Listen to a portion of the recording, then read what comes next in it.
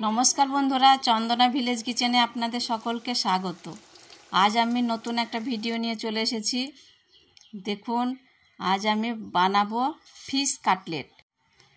তার জন্য আমি একটা ভাজা মশলা বানাবো। এখানে তার জন্য দিয়েছি শুকনো লঙ্কা কড়াইয়ে, আর দেব দুটো এলাচ, একটা দারচিনি, কিছুটা গোটা ধনে, কয়েকটা গোলমরিচ, 1 চামচ গোটা জিরে।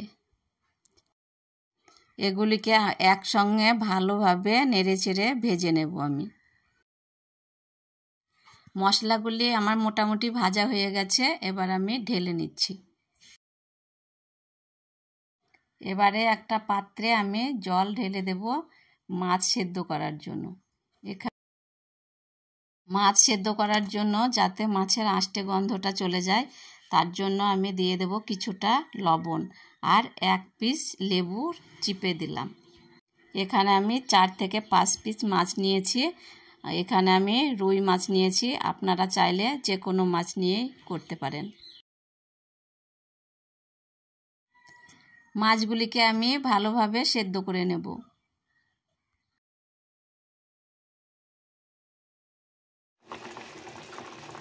মাছ সেদ্ধ হয়ে গেছে, এবারে মাছের কাঁটাগুলি আমি ছাড়িয়ে নেব। মাছের কাঁটা ও ছাল সবই ছাড়াবো।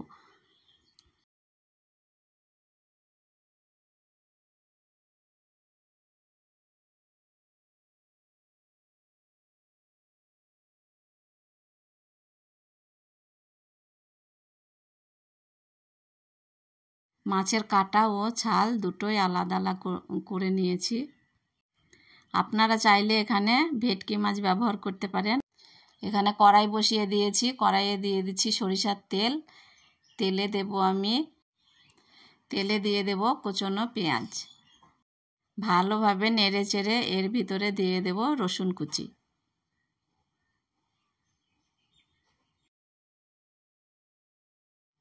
এবারে দেব কুচিয়ে রাখা কাঁচা লঙ্কা। আপনারা যেভাবে ঝাল খাবেন সেই অনুযায়ী লঙ্কা দেবেন। এবারে দেব গ্রেট করে রাখা আদা। এবারে আমি দিয়ে দিচ্ছি লবণ। আপনারা পরিমাণ মতো লবণ দেবেন। এবারে দেব হলুদ গুঁড়ো।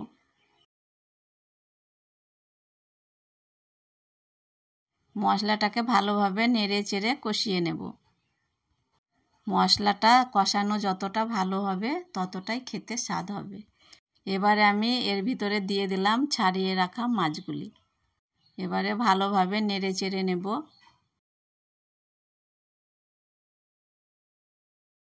এরপরে দিয়ে দেব আলু। আমি দুটো ছোট ছোট আলু নিয়েছি। পুরটাকে আমি ভালোভাবে নেড়ে চেড়ে সুন্দরভাবে রান্না করে নেব।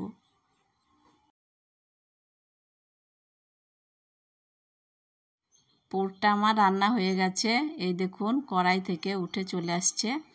এবারে আমি দিয়ে দেব ভেজে গুঁড়ো করে রাখা মশলা। মশলাটা আপনারা একটু দানা দানা রাখবেন, মুখে বাঁধলে খেতে ভালো লাগবে।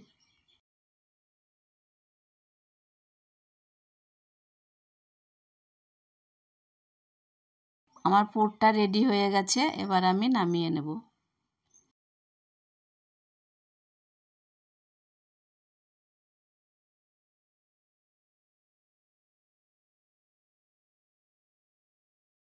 পুরটা আমি চারিদিকে ছড়িয়ে দিয়েছি, একটু ঠান্ডা করে নেব। এদিকে আমি একটা বাটিতে নিয়ে নিয়েছি 2 চামচ কর্নফ্লাওয়ার, জল দিয়ে নেড়ে চেড়ে রেডি করে নেব। আপনারা চাইলে এখানে বেসনও ব্যবহার করতে পারেন। পুরটা আমার ঠান্ডা হয়ে গেছে, এবার আমি গোল গোল করে বানিয়ে নেব। আপনারা চাইলে যে কোনো আকারেই বানাতে পারেন।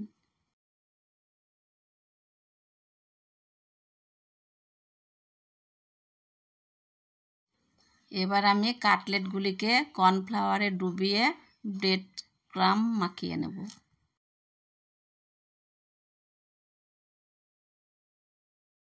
আমি কাটলেটগুলিকে ডবল কোট করব।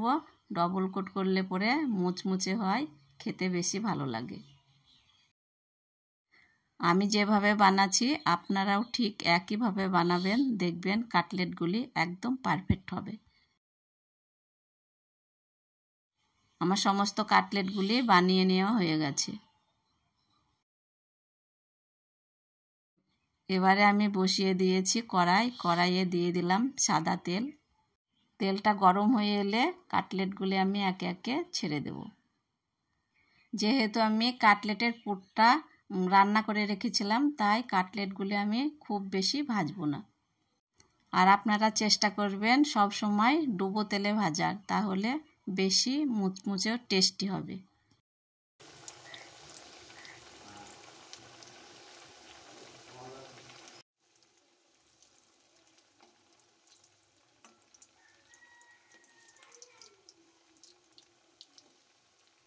কাটলেটগুলিকে আমি একটু বাদামি কালার করে ভেজে নেব। এই যে আমার কাটলেটগুলি লাল লাল করে ভাজা হয়ে গেছে। সব কাটলেটগুলি আমি একইভাবে সুন্দর করে ভেজে নেব। যদি আমার রান্না আপনাদের ভালো লেগে থাকে তাহলে অবশ্যই আমার চ্যানেলটিকে সাবস্ক্রাইব করে আমার চ্যানেলের পাশে থাকবেন। ধন্যবাদ।